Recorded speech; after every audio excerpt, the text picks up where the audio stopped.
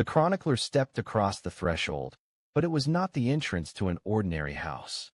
It was a physical fracture in reality. Thorne-Root Citadel was not a derelict mansion. It was a gigantic, dying leviathan. The air inside was leaden and cold enough to freeze thought. Untarnished snow lay on the cracked marble floor, yet it was not winter snow. It was a fine, gray-white dust smelling of ozone and burnt metal, seemingly born from the decay of the very atoms. The walls were not collapsing due to time, but because they were forgetting how to exist. The chronicler felt a tectonic pressure on his eardrums, as though the entire manor were situated at the bottom of the sea, or worse, on the raw edge of a physical void. In the grand drawing room, beneath a dead crystal chandelier, lit only by the faint blue light emanating from eldritch cracks tracing the vaulted ceiling, Lysander Vance waited. He was the last heir of a dynasty that had commanded the continent's finance and politics for a century.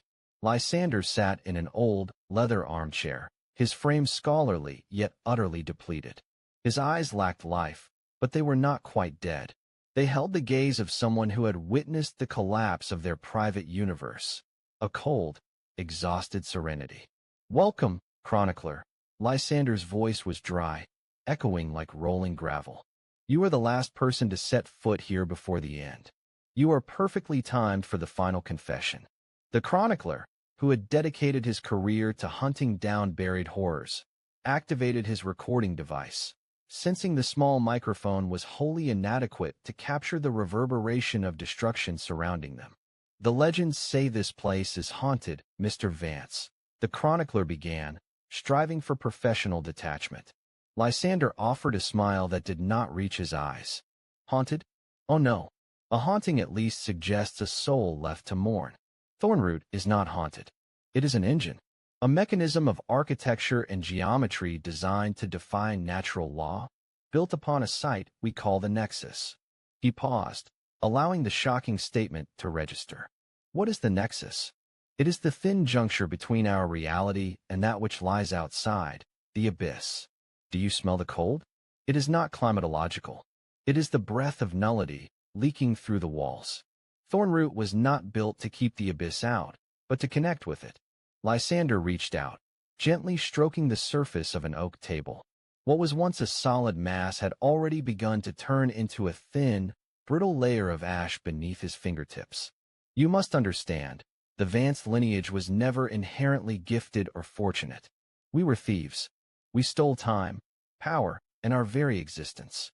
This entire engine operates on a series of grotesque covenants, a transaction struck 100 years ago in exchange for material immortality and absolute political dominion."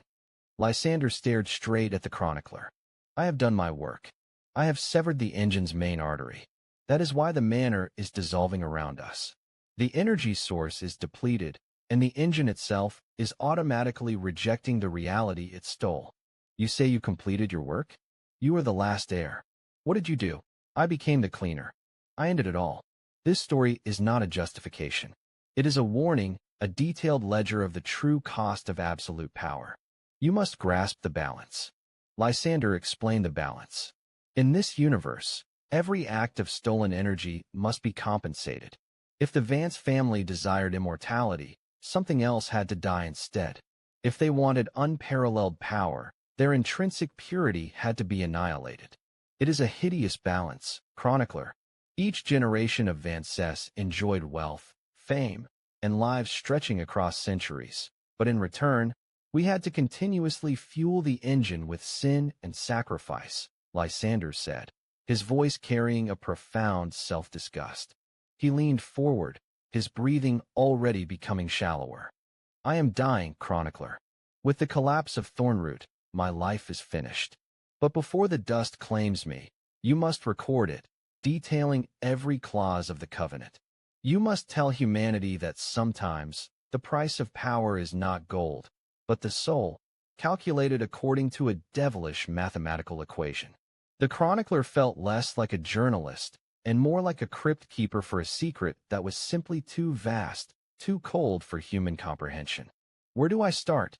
the chronicler asked. "Start with the rotten root," Lysander replied, gesturing downward. Start with Patriarch Silas Thorne, the progenitor who signed the 13 Covenants.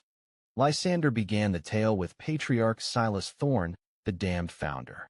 Silas Vance was not the most brilliant or the strongest, but he was consumed by fear and ambition. In the 1920s, his honor was ruined after a financial scandal. Cornered, Silas sought out Thorne-Root, then only a desolate old fortress notorious for superstitious tales of deep chasms beneath the ground. Silas wasn't looking for God. He was looking for another bank, Lysander remarked acidly. One that accepted souls as deposits and atrocity as interest. Beneath the old foundation, Silas found the nexus. There, he signed not one, but 13 covenants with entities from the abyss. Silas's goal was clear: absolute political power and a century of material immortality for his descendants. The covenant was enacted, Lysander stated. Silas gained absolute leverage. The Vance lineage immediately rose to the apex, controlling markets and back rooms. But the covenant demanded immediate equilibrium. Lysander revealed the dreadful fate of Patriarch Silas. He was not granted immortality in the sense of living eternally in the sun. He became the root, the engine's primary fuel. His body was transformed into an abhorrent organism, a mass of living flesh sealed in cement and iron, placed directly beneath the nexus. The root doesn't just live, it must suffer perpetually. Its torment is the energy source for our material immortality. The cost of the Vance longevity was the eternal agony of their patriarch. Thorne-Root was not a manor built on land, but upon a living prison. To maintain the 13 covenants, the root needed periodic refueling. The demands of the root were sheer revulsion, Lysander continued. Every 7 years, the engine required a pure offering, an innocent outsider, completely unrelated to our bloodline, lured into the manor. We had to kill them without leaving any physical evidence, and their untainted soul would be absorbed by the root to regenerate the engine's power, ensuring another 7 years of prosperity. Lysander described how subsequent Vance generations upheld this cycle of sin. They were the most elegant people in society, revered politicians, but behind closed doors, they were cold-blooded predators. We didn't just kill. We had to live filthily. Concealing the truth required constant deceit, a moral putrefaction that spread like a plague through every generation. Our power was not sustained by talent, but by continuous commitment to this disgust. Every Vance child born inherited not an estate, but the burden of hunting victims and hiding the living tomb of their ancestor. The rot was not just beneath the foundation. It was deep in the blood of every Vance child. Lysander unveiled Rule 1 of the bloodline, the relationship with the Aegis. When a primary line Vance child was born, immediately, a sacred black wolf appeared. We called it the Aegis, the protector. They weren't pets. They were the physical manifestation of the 13 covenants.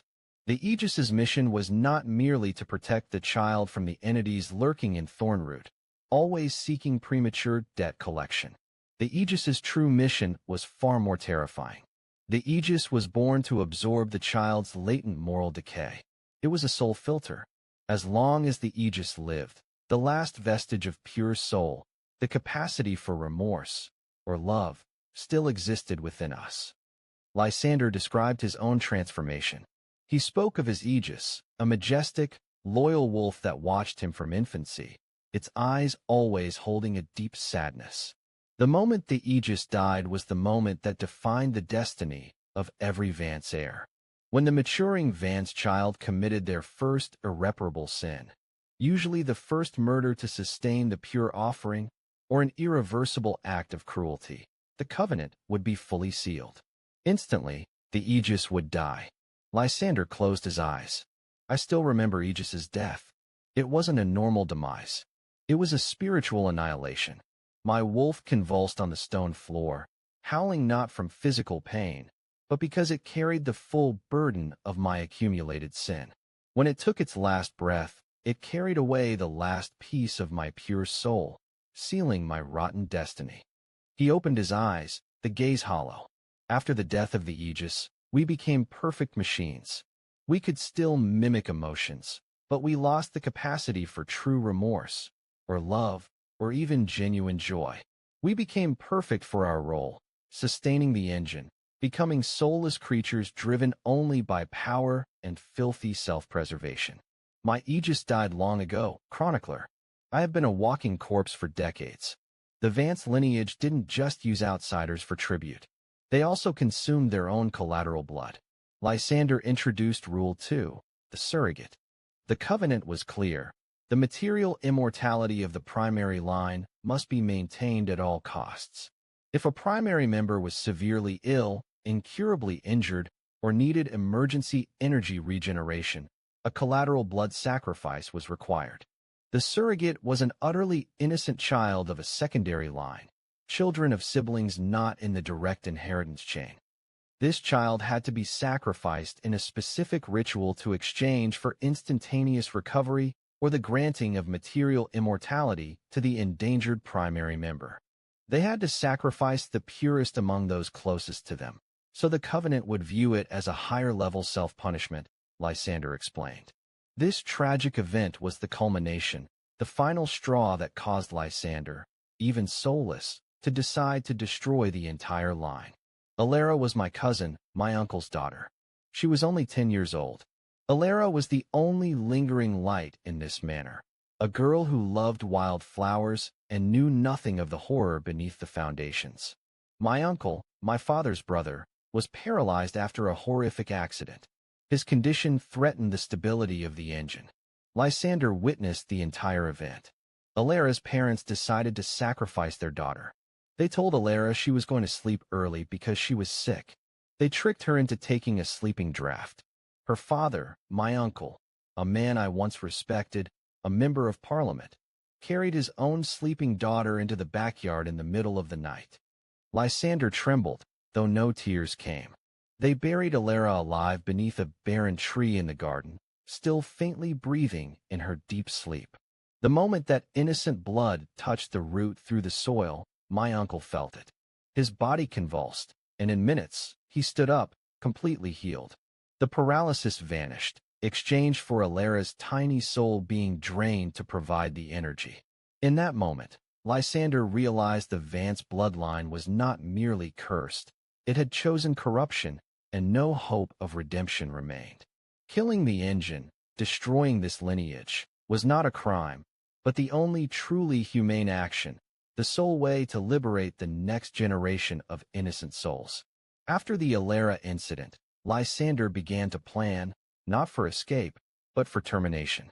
He had lived long enough beyond the death of his Aegis. He feared nothing anymore. The plan was simple. Sever the Vance bloodline from the Nexus, Lysander declared.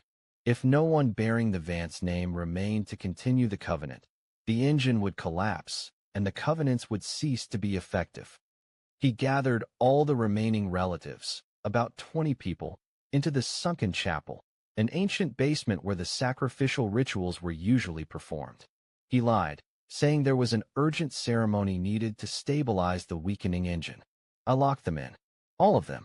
Old, young, primary line, secondary line, all who had ever known, accepted, or benefited from the covenants, Lysander recounted, his voice carrying the exhaustion of a cross-bearer. Lysander confessed his final, most gruesome act. He performed the family slaughter. He became the cleaner. It wasn't a battle. It was an extermination. They resisted, but they were just greedy aristocrats.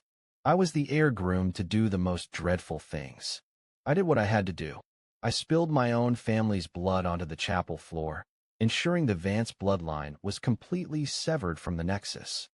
The moment the last drop of Vance blood fell, Thorne-Root began to react.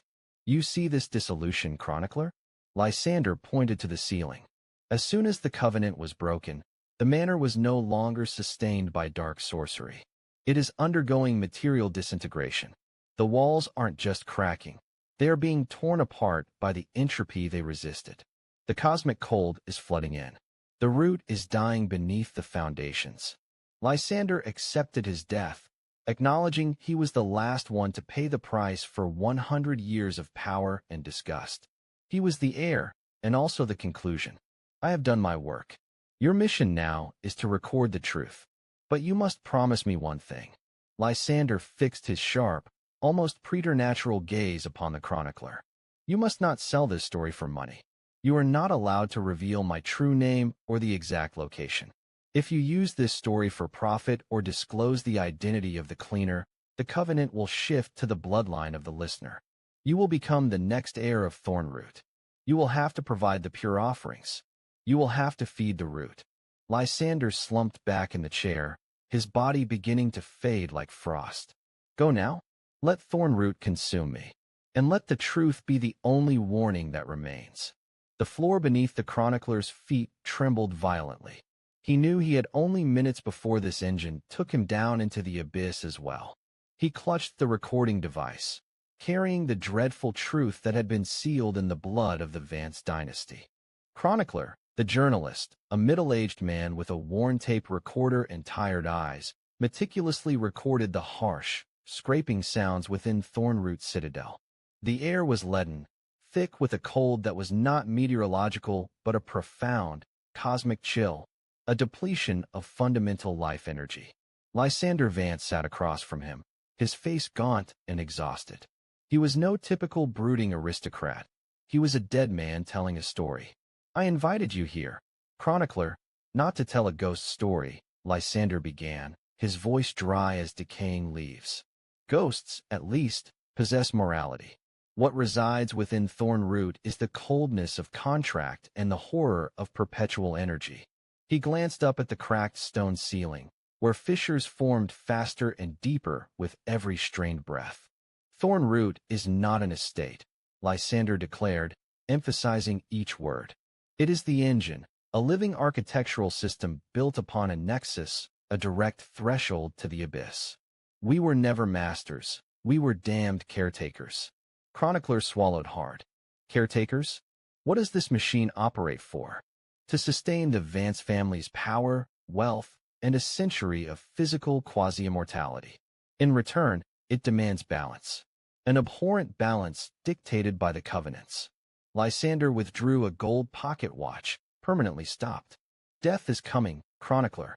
Not the natural kind, but the material dissolution of this entire place. I have completed my task.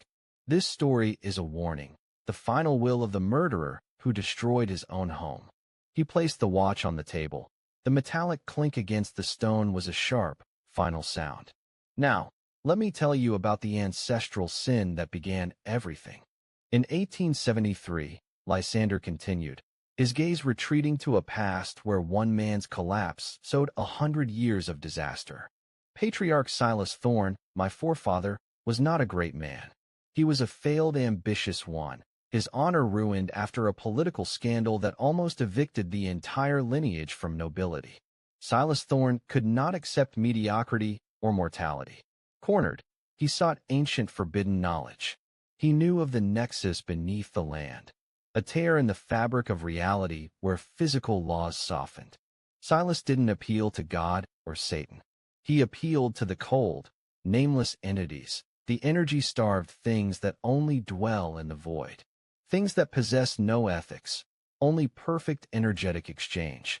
Lysander explained that the covenant was not a single pact, but a chain of 13 commitments, signed in blood and ritual over 13 crescent moon nights. The Covenant of 13 granted the Vances absolute political power, endless wealth, and crucially, physical immortality lasting a century. We never fell seriously ill, we aged slowly, and our bodies had remarkable regenerative capabilities. It was a power no empire could rival. Chroniclers scribbled furiously. And the cost? The cost was Silas himself, Lysander replied, his voice laced with profound disgust. Silas was not granted eternal life in the sense of living forever. He was converted into the root, the living fuel of the engine. Lysander detailed the horrific transformation. On the 13th night, Silas Thorne was chained into arcane bindings in the deepest crypt beneath the foundation. His body underwent a ghastly metamorphosis. Bones turned to petrified conduits, veins to energy tubes, and his brain was converted into a processing unit of pain, constantly channeling vitality through the nexus. He didn't die. He was permanently sealed beneath the foundation, the ceaselessly beating heart of Thorne-Root. Every stone, every frigid wall here, is held together by the eternal agony of my progenitor. That is why this estate is living architecture. It is a mausoleum machine powered by perpetual torture. But the root needed maintenance. A pristine, uncorrupted energy source. Every 7 years, Lysander continued, his eyes glazing over as he spoke of the cycle of death, the engine demands a pure offering, a soul untouched by our taint or our magic, to renew Silas's energy and refresh our material immortality. It is the engine's most basic requirement. He paused, taking a ragged breath of the bone-chilling air. Subsequent Vance generations did not need to seek a new covenant, only to maintain the old one. Our duty was to deceive, to lure, and then to sacrifice this pure offering. Usually a lost guest, a naive admirer, or a supplicant seeking aid. We had to lead them into the house, allow them to feel safe, only for them to be sacrificed on the 7th night. Their blood, their spirit, was siphoned into the nexus, flowing down to nourish Silas's decaying husk. Lysander shivered. You see, chronicler, we were not victims of a curse. We were the operators of the sin. We accepted this vile, tainted existence. Our wealth and power were built upon a chain of 14 horrifying sacrifices spanning 100 years. We lived in absolute luxury, but in exchange, we had to live the lives of the filthiest predators, waiting for the 7-year cycle to repeat the ancestral crime. Embedded within the Covenant of 13 were clauses designed to protect and control the bloodline, Lysander said, staring at a small statue of a black stone wolf on the mantelpiece. The first rule of the Vance bloodline: every primary lineage child is assigned a spiritual black wolf, which we call an aegis. It is our companion, our first and only true protector. Chronicler frowned. A wolf, not an ordinary wolf. The aegis doesn't eat, doesn't drink. It is a pure entity of covenant magic. The aegis's mission is twofold. First, to protect the child from weaker entities drawn to the house by the nexus. Second, and more importantly, to absorb the child's nascent moral decay. Lysander explained that spiritual rot was the inevitable side effect of living in Thorne-Root and accepting the covenant.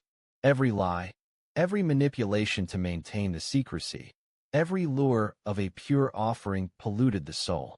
The aegis is the vessel of our final purity. It bears the burden of our nascent guilt, allowing us to continue our luxurious lives without being consumed by excessive remorse. It is the only unsung hero in this lineage. Lysander clenched his fist. The most terrifying moment for a Vance child is when the aegis dies. It does not die of old age. It dies the moment the adolescent commits their first complicit act aimed at maintaining the covenant. Usually, when we either personally murder or actively participate in the first sacrifice of an offering. He described the moment with controlled coldness. The death of the aegis is a physically painful event. It shrieks, not from physical agony, but from the massive spiritual weight of that single act of evil. When it takes its last breath, it carries away our final shred of genuine soul. From that instant forward, we lose the capacity for true remorse or true love. We are sealed in our rotten fate, becoming entirely inhuman maintainers of the engine. Lysander looked toward the stone wolf on the mantelpiece. My aegis was named Umbra. It died long ago, when I was 15. That was the price for sustaining my family's material immortality and power. I was incapable of feeling anything except exhaustion and duty. If Rule 1 concerned the spirit, Rule 2 concerned the physical survival of the main lineage. Rule 2. The surrogate, Lysander stated. This is the auxiliary, most cruel clause of the covenant.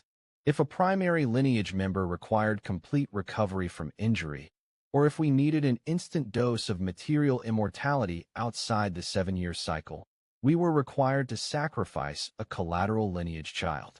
The collateral lineage were distant relatives, kept ignorant of the secrets, usually housed in outlying estates, nurtured in deliberate obscurity. They were reserves. The engine cannot draw restorative energy from an adult soul. That soul is too hard and already corrupted by the world. It requires the soft purity of an innocent child's spirit to fully restore the primary bloodline. Lysander gritted his teeth. This incident was the breaking point for him. I had a cousin named Alara. She was of the collateral line, the brightest and most innocent soul I ever knew. My uncle, her father, was paralyzed after a riding accident, an incident the engine should have prevented but failed to because the Covenant was weakening. Her parents, greedy and desperate devils, decided to invoke Rule 2. Lysander described the scene that night in a voice so cold it seemed divorced from emotion, as if he were viewing it now. They tricked Alara, telling her it was a kind of special sleeping draught to help her dream beautiful dreams. She was only 8 years old. After she fell asleep, they didn't need to kill her with a dagger or a ritual. They just buried her alive. Lysander pointed out the window toward a dry, twisted tree stump in the back courtyard. They buried Alara under that tree. As she suffocated, that pure life energy transferred entirely to my uncle. The next morning, he stood up and walked as if he had never been paralyzed. He laughed. Alara's parents laughed too. That event shook Lysander to his core, even after the death of his Aegis. The greed and depravity had breached all limits. It was then I realized, chronicler, the Vance bloodline wasn't just cursed. We were utterly rotten. We were no longer human. We were the soulless servants of a machine that demanded perpetual sacrifice. Maintaining the engine was not a burden. Destroying the engine was the only humane act left. I decided to end it. But the engine cannot be destroyed while the Covenant is active. And the Covenant is only broken when the Vance bloodline, the signatories and maintainers, is completely severed. Lysander confessed his final act, the culmination of the sin he was forced to bear. Over the last 3 days, I gathered all the remaining relatives, the primary line, the collateral line, the innocent children, the greedy old patriarchs. I told them we were having a final Thanksgiving ceremony before moving to Europe. He locked them all into the sunken chapel deep beneath the house. That place was built directly over the nexus, where the energy of the engine concentrated most strongly. I killed them all. I became the cleaner. I took the burden of mass murder to end 100 years of sin. Their final screams were not horror at death, but frustration at the loss of their power. The moment Lysander severed the last thread of blood, the engine began its collapse. The Covenant is broken. Silas Thorne, the Root, is finally freed from his endless shackles of pain. The foundation of Thorne-Root is starved of energy. Do you see the cracks, chronicler? This isn't settling due to age. This is matter unraveling, the cosmic chill seeping in. Lysander placed his hands on his knees, waiting. He had completed his role. I am the last one to pay the price. I will die right here, as this engine consumes itself. That is the only release I deserve. He turned to Chronicler, his eyes sharp and solemn. Now, you must promise me one thing. You must not sell this story, you must not reveal my true name, and you must not enter the existence of Thorne-Root Citadel into any public archive. Lysander spat out his final warning, the transmissible curse of the Covenant. If you sell this story, if you use your reputation and your lineage to profit from this horror, the Covenant will transfer to you. Your bloodline, chronicler, will become the next heirs of Thorne-Root, and you will be compelled to rebuild the engine. Lysander slumped his head down, waiting for the citadel to fall, waiting for the Vance lineage to end. Lysander Vance, the last heir of the Vance line, sat within the vast chamber of Thorne-Root Citadel, where the flickering lamplight struggled valiantly against the encroaching darkness. He possessed none of the proud bearing of a powerful dynast. His frame was gaunt, yet his eyes carried the immense burden of centuries of systemic sin. You are not here to write history, chronicler, Lysander said, his voice as dry as the crumbling stone of the fortress walls. You are here to record the death of a machine. Thorne-Root is not a haunted house. It is a living, architectural system, constructed over a nexus that leads directly into the abyss. He explained that this machine operated on the basis of 13 ancient covenants, signed long ago in exchange for power and material immortality. But that immortality demanded a horrific balance, the eternal, mandated decay of the family soul. My task is complete. Thorne-Root is dying. And before the energy drains completely, I need you to record the final warning. When I die, the covenant will shatter entirely, and this story must be the last deterrent. Lysander spoke of Patriarch Silas Thorne, the progenitor who signed the covenant of 13 a century past. Silas, ruined by dishonor, traded the souls and vitality of his entire lineage to the entities of the abyss in exchange for absolute political power lasting exactly 100 years. That spell of longevity came with a monstrous price, Lysander continued, his gaze piercing through the chronicler. Silas was not permitted to live forever in glory. He became the Root, a horrifying creature, sealed beneath the foundation, transmuted into living fuel for the machine. His energy, his eternal suffering, is what sustains our temporal power. To prevent the Root from succumbing to madness and ceasing its energy flow, the machine demanded a pure tribute every 7 years, an innocent outsider, lured into the mansion through the most subtle deception. Every generation of Vance had to perpetuate that chain of deceit. We had to learn to smile at the dying, to embrace the filth of sin to maintain our material authority. But the real cost, the price that bound us beyond retreat, lay in Rule 1, the rule of the Aegis. Lysander pulled his thick coat higher, the chill from the cracked walls seeping deep into his bones. He began to explain Rule 1, the most mysterious and brutal clause of the covenant, the one that turned the Vance bloodline into functional monsters. Every child of the main Vance line, upon birth, was granted a sacred black wolf, which we called the Aegis, the protector, Lysander said, his voice raspy with profound regret. The Aegis was not a pet. They were spiritual entities, connected by an invisible, arcane thread directly to the child's soul. He described his own Aegis, a pure black wolf he had named Umbra.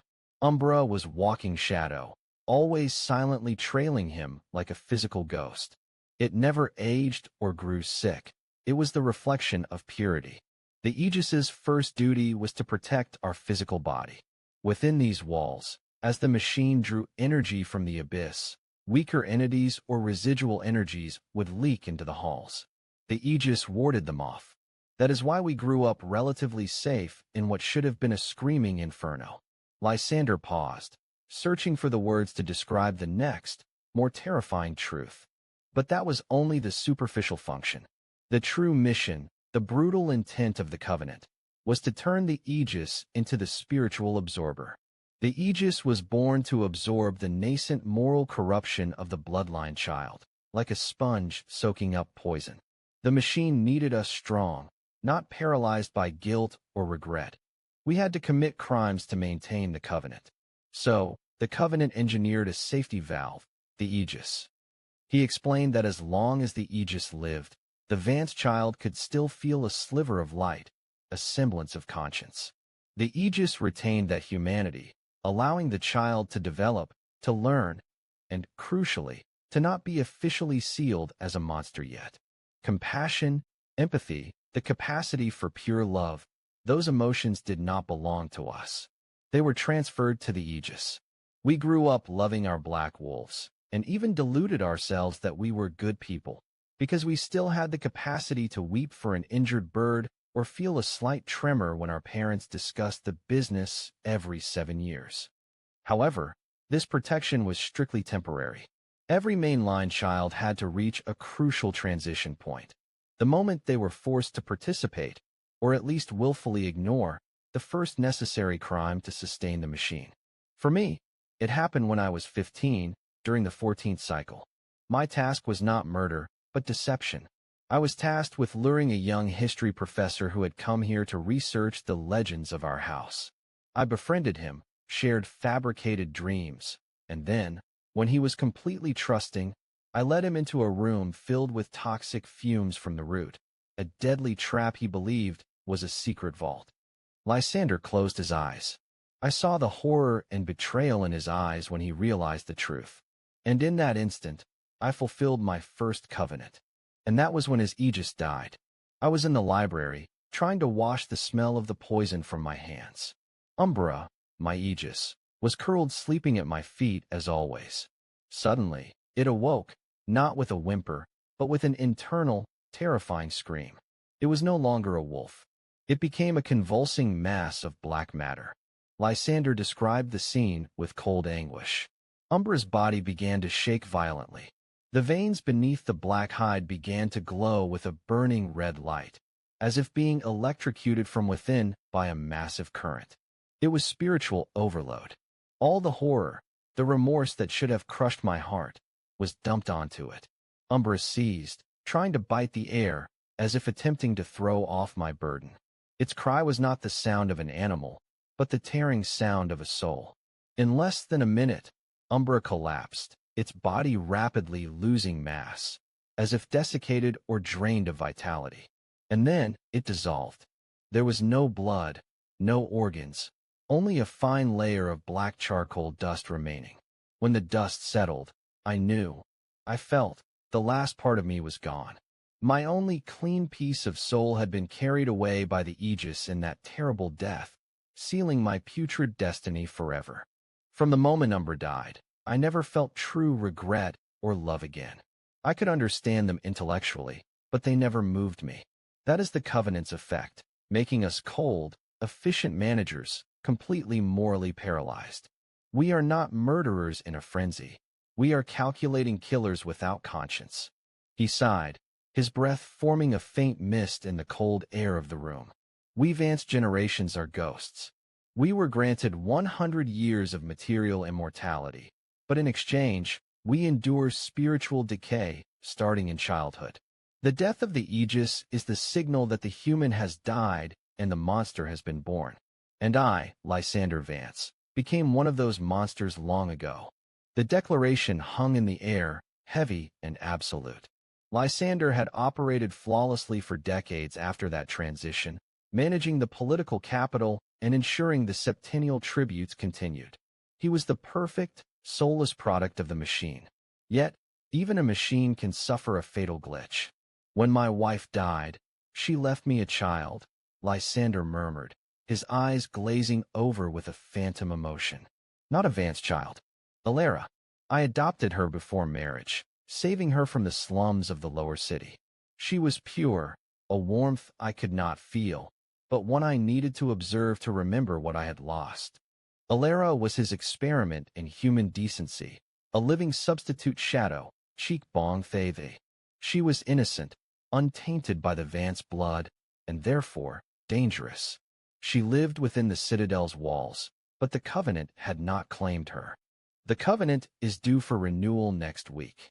The machine is running low on viable psychic fuel. The root is screaming constantly now.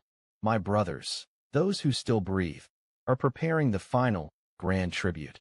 They need someone highly pure, someone who hasn't been mentally eroded by the Citadel's environment, to satisfy the abyss's hunger and buy us the final days of power. Lysander clenched his jaw. Yesterday, I intercepted the ritual manifest. Alara's name was on it. Not as an observer, not as a recipient of an Aegis, but as the final sacrifice. The irony was crushing. He, the man who had lost his soul through the death of his protector, was now faced with the choice.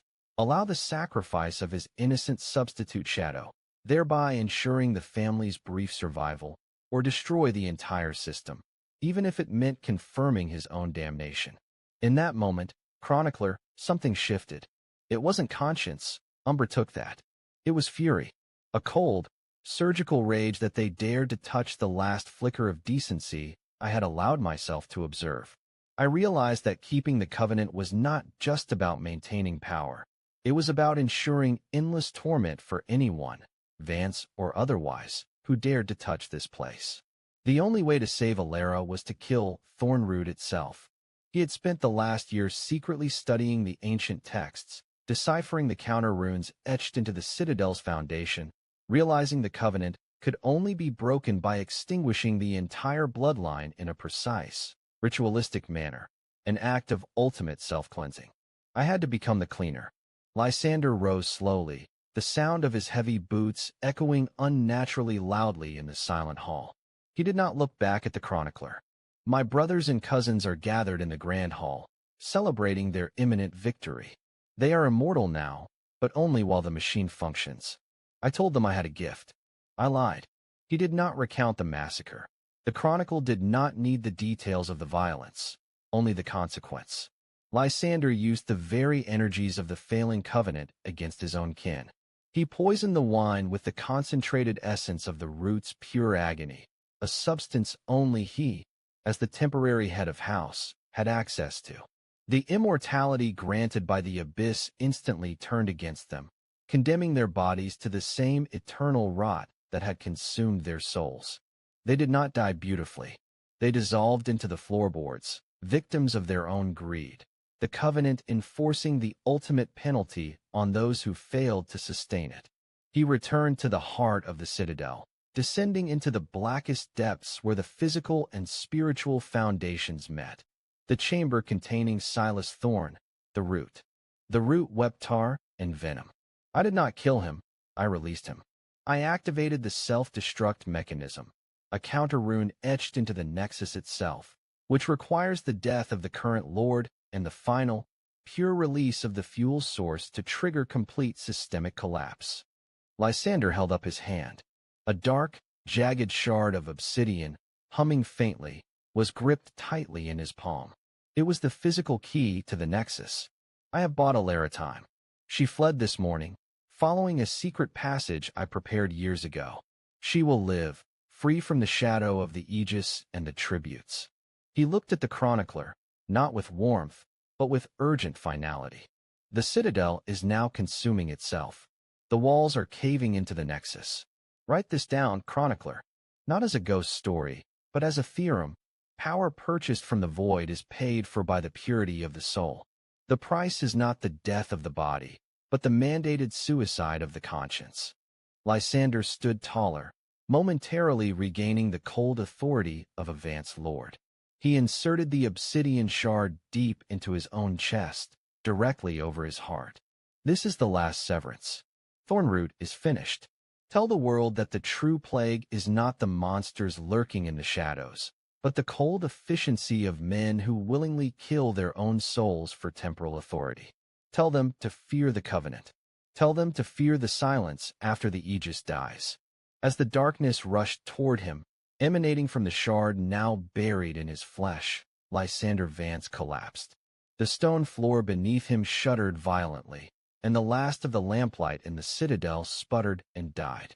Only the terrified scratching of the chronicler's pen remained, recording the final moments before the great house of Vance collapsed entirely into the waiting embrace of the abyss. Lysander leaned into the cracked leather of Patriarch Silas's favorite chair, feeling the physical decay of the manor precisely mirror his own spiritual rot. He drew a deep breath, not for oxygen, but to suppress the sudden wave of revulsion accompanying the mention of the second rule. Rule 1. Concerning the Aegis, Lysander said, his voice abrasive as ground stone, was merely the method to purify us mentally, turning us into functional killers. But Rule 2 is the proof of the Covenant's absolute selfishness and bottomless evil. It is called the surrogate.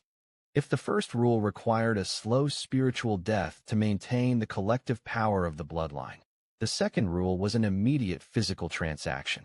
The machine, with its wicked understanding of human nature, had included a clause allowing mainline members, those who held the greatest power, to achieve complete physical recovery or instantaneous physical immortality should they face death, severe injury, or terminal illness. This clause demanded a price, the death of an innocent, uncorrupted secondary line member. It's a morbid equilibrium, Lysander emphasized, his eyes piercing the thick stone wall. If a mainline Vance is physically endangered, the Covenant will not allow them to die. Otherwise, the machine's energy would dwindle. Instead, it offers a choice. Sacrifice one of your own blood, but one of less consequence.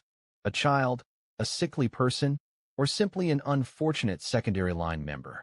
And the machine ensures the restoration is immediate, absolute. It is the purest draught of immortality, brewed from bone and the blood of innocence. He shuddered. I saw it happen many times. An uncle brought home half-dead from a horrific car accident restored the next day. A distant cousin lured into the West Woods under the guise of a hunting trip, only to vanish.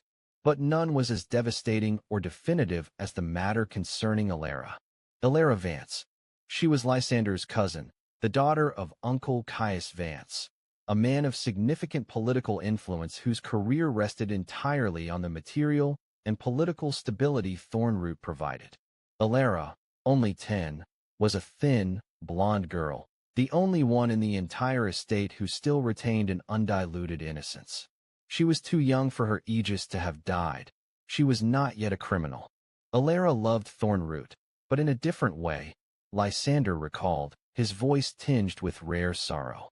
She didn't love its dirty power or its darkness.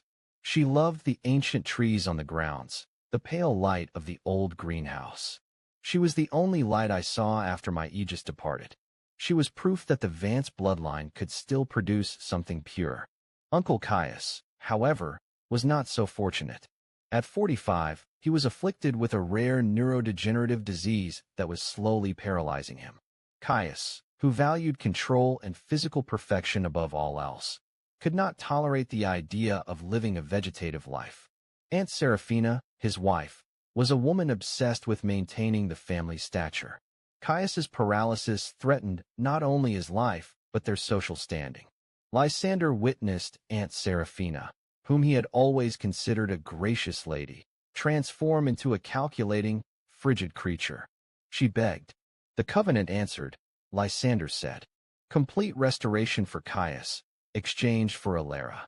On a night of crescent moon, when the estate was shrouded in the heavy silence that precedes a monstrous act, Lysander woke up. He had not slept properly for years. The death of his aegis had stripped him of true rest. He heard whispers emanating from the west corridor. Creeping along, he saw Aunt Seraphina leading Lysander, who was wearing lavender pajamas, down toward the lower levels. The girl trusted her mother completely, Lysander whispered, his hand clenching until his nails dug into his palm. Seraphina told Lysander they were going to play a secret game together to cure her father. Lysander was eager, wearing that innocent smile I wish I had managed to protect. Lysander watched Seraphina hand Lysander a cup of warm milk. The girl drank it without suspicion. Within minutes, she slumped, falling into a deep sleep induced by a powerful sedative. Caius Vance, who had been unable to move for 6 months, was wheeled in by 2 loyal servants, also slaves to the covenant. They did not take Lysander to the cellar of the root. This type of covenant required a different connection point.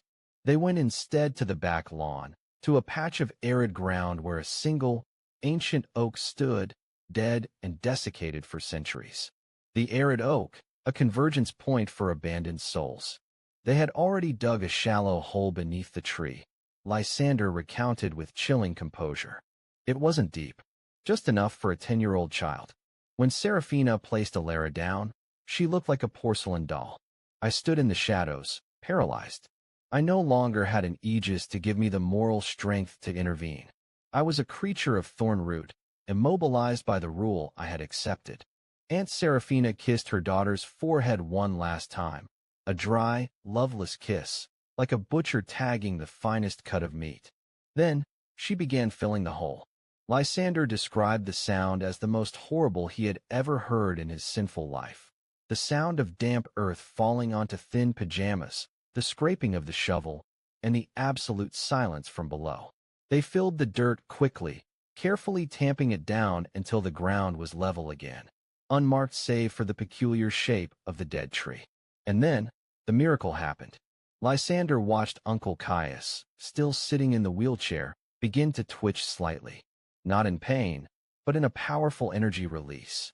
The manor seemed to draw a collective, deep breath. Next came the unbelievable. Caius Vance, who hadn't been able to move his limbs for half a year, slowly placed his feet on the ground. He shook his head, his eyes fixing directly on the spot where Lysander had just been buried.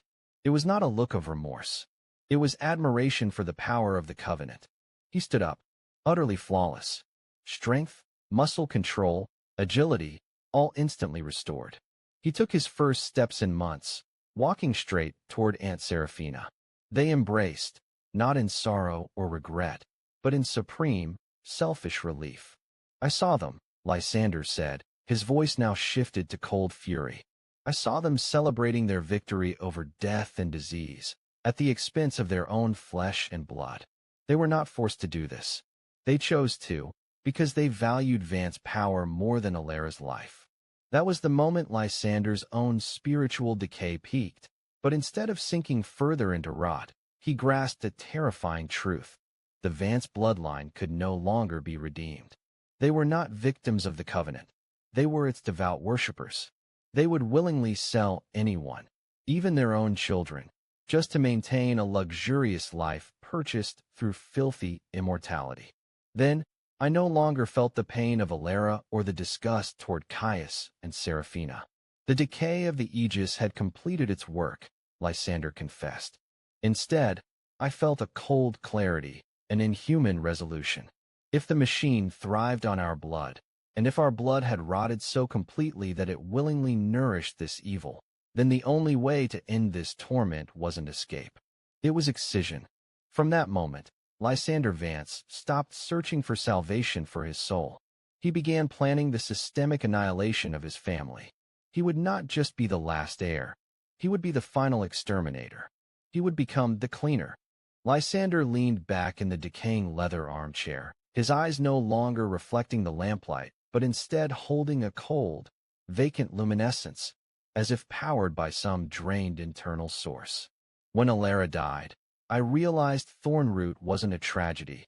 It was a contagion, he said, his voice now carrying the low resonance of eternal exhaustion. The disease was embedded in the DNA, in the contract, in the very structure of this edifice. It could not be cured by repentance or atonement. There was only one treatment: radical purgation. I became the cleaner. My mission, after what I witnessed with Alara, was not to perpetuate the Vance line, but to end it. The Covenant of the 13 persisted only as long as Vance blood ran. If the bloodline was severed entirely, the engine would stop. And most importantly, the root, poor Patriarch Silas, would finally be released from his eternal, repulsive existence. The first thing I had to ensure was that no one, not even the most distant relative, escaped this fate.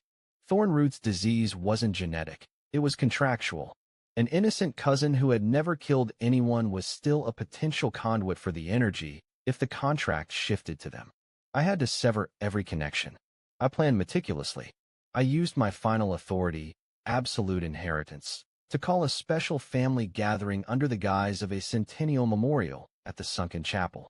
This chapel lies deep beneath the foundations of Thorne-Root, at the precise point of the strongest nexus, mere feet from where the root was sealed. Gathering them was not difficult. The Vance family was always obsessed with power and material immortality. They believed this meeting would reveal some new method to solidify their failing authority. They arrived, bringing their children, their deluded spouses, all of them carrying dormant contracts or future sacrifices. The sunken chapel was a hideous place. It wasn't built of mortar and brick, but of bone marrow steel, a dark, cold alloy, perpetually damp, which seemed to absorb all light and sound. When all of us, the 82 remaining members of the main and auxiliary lines, were inside, the thick, unbolted door swung shut from the outside. They immediately began squabbling over assets, over who the next heir would be. They had entirely forgotten where they stood, forgotten the horrifying nature of their power's source. In that moment, I felt an absolute, familiar coldness. It was not the coldness of fear or regret. It was the coldness of dead Aegis. If my black wolf were alive, it might have torn me to pieces before I could lift a hand. But Aegis had died long ago, taking with it the last remnants of my conscience. All that remained was a tool honed for a terrible mission. I employed a colorless, odorless gas extracted from a specific component of the engine, a toxin only achievable through sacrifice and magic from the abyss. It was designed to induce paralysis and a slight delirium before death came. I did not want screams. I did not want great physical suffering. I wanted their deaths to be clean, swift, and above all, total. It took less than half an hour. 82 souls. Children, the elderly, the guilty, and the innocently misled. I walked among them. The cold corpses sprawled across the bone marrow steel floor, checking every pulse, every final breath. There was a moment, just a moment, when I stood next to the body of my uncle, the one who had been cured of his paralysis by Alara's life. I saw a look of relief on his face, an emancipation from the weight of the contract that had forced him to sacrifice his daughter. I had granted him release. When I confirmed that no Vance blood still drew breath within the sunken chapel, I felt a shock run down my spine, not a surge of guilt, but a physical alteration in space itself. I had become a mass murderer to be the only redeemer. I was the family's swift assassin, and the price was my soul, eternally sealed in darkness. The instant the last Vance child exhaled, the engine began to collapse. Thorne-Root did not crumble from earthquake or fire. It collapsed from the obliteration of its raison d'etre. I heard the sound from beneath the earth, not a roar or a groan, but a long, deep sigh. The sigh of Patriarch Silas Thorne, the Root, finally released after a century of torment. His imprisoned life force had ceased to supply the engine. I scrambled out of the sunken chapel, climbing through corridors that were now listing unnaturally. The granite walls cracked, but not in the usual way. All along the fissures, the cracks glowed with a faint blue light, as if cold, sterile space was leaking into the interior. Cosmic cold rushed in. It was a paralyzing chill, not the cold of winter, but the cold of dead space, the cold of something never meant to exist in the material world. Thorne-Root was built to withstand magic, to withstand moral decay, but not the absolute absence of the contract's energy source. The walls began to disintegrate into dust. Magical items and wards set into the architecture now lost their power, becoming useless shards of metal. The bone marrow steel rusted and crumbled into sand. I knew I could have fled. I could have taken the last remaining automobile and driven away, living out my remaining life under an assumed name. But I did not. I committed this atrocity to end Thorne-Root's existence. If I survived, the contract would follow me. It would seek to re-establish itself through me, and then I would again be the Root, a hideous tool imprisoned beneath the foundations. No, I had to be the final one. Thorne-Root did not just need to be destroyed. It needed to be consumed completely, and I was the final fuel. I brought the chronicler to this room because it is where the engine is weakest, where the physical decay is happening slowest. I have sat here, recording these words, waiting for my own death. I cannot survive. I am the mass murderer of my own lineage. But that is the burden I must bear to ensure that no one else suffers the rod of the covenant of the 13 again. I used the power I was born to possess, not to rule, but to self-destruct. As the energy drains from the mansion, every basic function ceases. No heat, no light, no protection from the entities of the abyss who lurk at the nexus. They are sensing the engine's silence. They are waiting. I have completed my task. I severed the Vance bloodline. I destroyed the engine. I freed the Root. And now, I must pay the price. My death is not a regret. It is a release. The cost of 100 years of absolute power is 83 lives, including my own. That is the horrifying balance the contract demanded from the very beginning.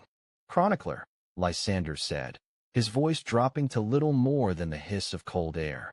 He turned to the reporter, his icy gray eyes locked on mine. You have heard the story. You have recorded the history. That was your task. But now, there is one last thing you must do if you do not wish to become the next inheritor of this curse. Lysander reached out, and in that moment, I felt a supernatural pressure pressing down on my chest. The contract is not wholly destroyed. It is merely suspended. It is a parasitic entity that feeds on bloodlines, and when the bloodline is severed, it seeks the next host with the most intimate connection to its history. And that host is you, chronicler. You have recorded this story, understood every horror, known every name and location. You have become a knowledge carrier too dangerous to exist untouched. Lysander's final warning carried the weight of an esoteric and non-negotiable law. The moment I die, the engine will attempt to transfer the contract to your bloodline, making you the next root, and Thorne-Root will resurrect, waiting for you to become patriarch. You must sever that transference. He pointed to my thick notebook. You must do two things. First, never sell this story. Never publish it. Never reveal it. Destroy every copy. If the story spreads, the contract will be replicated through the word, spreading like a disease. By burying the truth, you bury the engine. Second, and this is the most crucial, Lysander paused, catching his breath. Never reveal my true name or your true name within the context of this story. Record nothing that can trace your lineage or mine. If you name the cursed bloodline by its true designation, the contract will find you. You know everything now? You are the sole inheritor of this terrible truth. Your only power is permanent silence. Leave Thorne-Root immediately. Do not look back. Let this mansion die with me. Lysander closed his eyes. The room shook more violently, and the curtain was torn from the window by a blast of deep, penetrating cold. The darkness seemed no longer an absence of light, but a physical entity crawling in. Go, he whispered. My energy is spent. I am about to be nothing. And then, the contract will speak. I looked at Lysander Vance, the cleaner. He had completed his mission, carrying all the guilt and all the curses. I did not know if he was a monster or a martyr. Perhaps he was both. I rose, my hand shaking, clutching the notebook. I dared not speak his name, even in my mind. I turned, quickly stepping out of the room, leaving Lysander Vance, the final heir, behind with the dying walls and the cosmic cold. Thorne-Root Citadel collapsed behind me, not with a massive explosion, but with a terrifying, slow, drawn-out exhalation, as if a colossal creature had finally died in absolute silence.